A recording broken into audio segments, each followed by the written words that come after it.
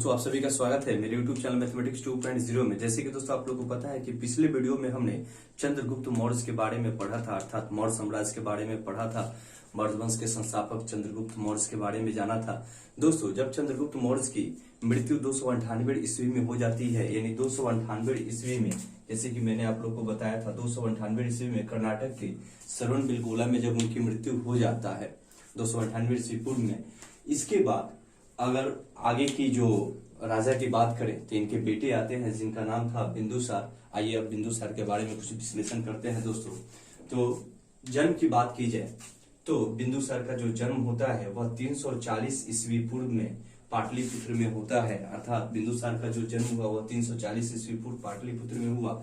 अगर इनकी माता की बात की जाए तो दुर्धरा इनकी माता का नाम हुआ, और पिता जैसे कि मैंने आप लोग को अभी बताया था कि चंद्रगुप्त मौर्य इनके पिता हुए।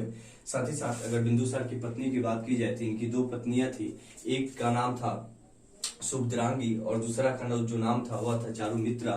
साथ ही साथ अगर इनके बच्चों की बात की जाए तो इनके 3 पुत्र थे, जिसमें सबसे बड़े जो थे वो सुसीमा या कहीं कहीं इनको सुसीम भी कहा जाता है, और जो 2 नंबर थे वह अशोक थे। जो इनके बारे में यानी बिंदुसार के बाद हम अशोक के बारे में विश्लेषण करेंगे, पढ़ेंगे। और तीसरे जो इनके बेटे थे वह थे पिताशोका, जिन्हें कहीं कहीं तिस भी कहा जाता है। दोस्तों चंद्रगुप्त की मृत्यु के बाद यानी चंद्रगुप्त की मृत्यु जब 298 ईस्वी में हो जाती है, उसके बाद बिंदुसार 298 ईस्वी पूर्व में यह मगध की गद्दी पे बैठता है और वहां का सम्राट बन जाता है। इनकी यानी चंद्रगुप्त मौर्य की मृत्यु 298 ईस्वी पूर्व, ध्यान रखिएगा।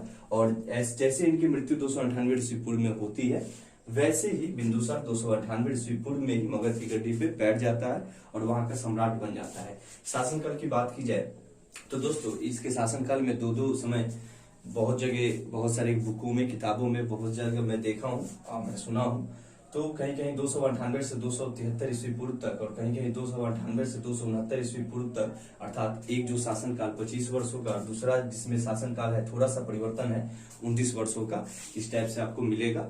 थोड़ा सा इसको ध्यान देते रहिएगा। साथ ही साथ आगे की बात की जाए दोस्तों तो बिंदुसार को वायु पुराण में भद्रसार, यानी ध्यान रखिएगा, यानी ये सब जो उपाधि जो मिली है, यानी बिंदुसार को कुछ उपाधि जो मिली है, तो वायु पुराण में बिंदुसार को भद्रसार, जैन ग्रंथों में सिंहसेन, यानी ध्यान रखिएगा, जैन ग्रंथों में सिंहसेन, यूनानी ग्रंथों में अमित्रघात कहा गया। अमित्रघात जिसका मतलब होता है शत्रु विनाशक। मैं यहाँ पे लिख देता हूं, आप लोग थोड़ा सा ध्यान में रखिएगा। अमित्रघात, अमित्रघात जिसका मतलब होता है शत्रु विनाशक, शत्रु विनाशक, ठीक है, शत्रु विनाशक, थोड़ा ध्यान में रखिएगा, कहा गया।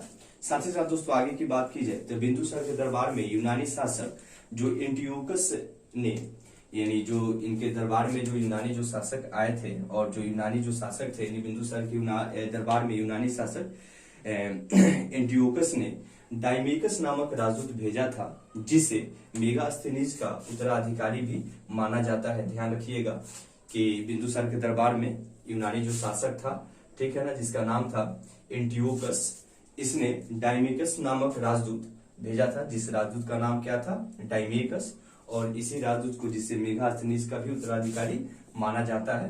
दोस्तों ये ध्यान में रखना होगा। साथ ही साथ आगे की बात की जाए तो बिंदुसार के शासनकाल में तक्षशिला में 2 विद्रोह हुए थे, यानी इसके शासनकाल में तक्षशिला में 2 विद्रोह हुए थे।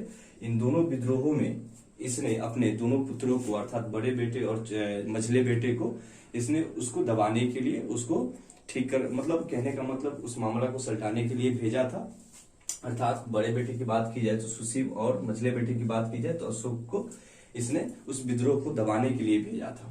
अशोक ने बहुत ही कुशलता से इस विद्रोह को दबा दिया था। ध्यान रखिएगा, यानी तक्षशिला में जो बिंदुसार के शासनकाल में जो विद्रोह हुए थे, तो उस विद्रोह को अशोक ने बहुत ही कुशलता से उस विद्रोह को दबा दिया था। साथ ही साथ आगे की बात की जाए दोस्तों तो आजीवक संप्रदाय का अनुयायी थे। कौन थे? तो बिंदुसार, यानी बिंदुसार जो थे वह आजीवक संप्रदाय का अनुयायी थे। ध्यान रखिएगा, आजीवक संप्रदाय, मैं इसको की अंडरलाइन कर देता हूं, आप लोग को ध्यान में रहेगा, ठीक है, आजीवक संप्रदाय का अनुयायी था।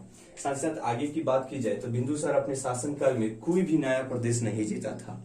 ये चीज आप लोग को ध्यान में रखना होगा कि बिंदुसार अपने शासन काल में कोई भी नया प्रदेश नहीं जीता था, फिर भी तारानाथ नामक बौद्ध विद्वान ने बिंदुसार को 16 राज्यों का विजेता बताया था। ध्यान रखिएगा, आपसे क्वेश्चन पूछा जा सकता है कि बिंदुसार को 16 राज्यों का विजेता किसने कहा था, तो तारानाथ। ठीक है ना, ये कौन थे, तो ये बौद्ध विद्वान थे। ठीक है दोस्तों, साथ ही साथ आगे की बात किया जाए तो एंटियोकस ने बिंदुसार ने यानी जो ये एंटियोकस जो आया हुआ था यूनानी जो शासक जिसने डाइमेकस को राजदूत बना के भेजा था इसके दरबार में, तो इसी से बिंदुसार ने, ठीक है ना, मदिरा, सूखे मेवे तथा दरबार में एक दार्शनिक भेज देने का भी निवेदन किया था। दोस्तों बिंदुसार के बारे में कुछ विशेष वो नहीं है, बस दो चार जो टॉपिक, जो इम्पोर्टेंट जो टॉपिक था उसके बारे में बताया गया था। जैसे 16 राज्यों का विजेता ये बिंदुसार किसने कहा था, तो तारानाथ नामक बौद्ध विद्वान ने। ये चीज आप लोग को ध्यान में रखना होगा। कुछ जो इसके जो उपाधि मिले थे, जैसे जिसमें सबसे महत्वपूर्ण जो था, जो सबसे, ठीक है ना, प्रचलित था अमित्र घात। ठीक है ना, अमित्र घात जिसे शत्रु विनाशक कहा जाता है, इसे लोग कहा गया और इसे लोग बोले।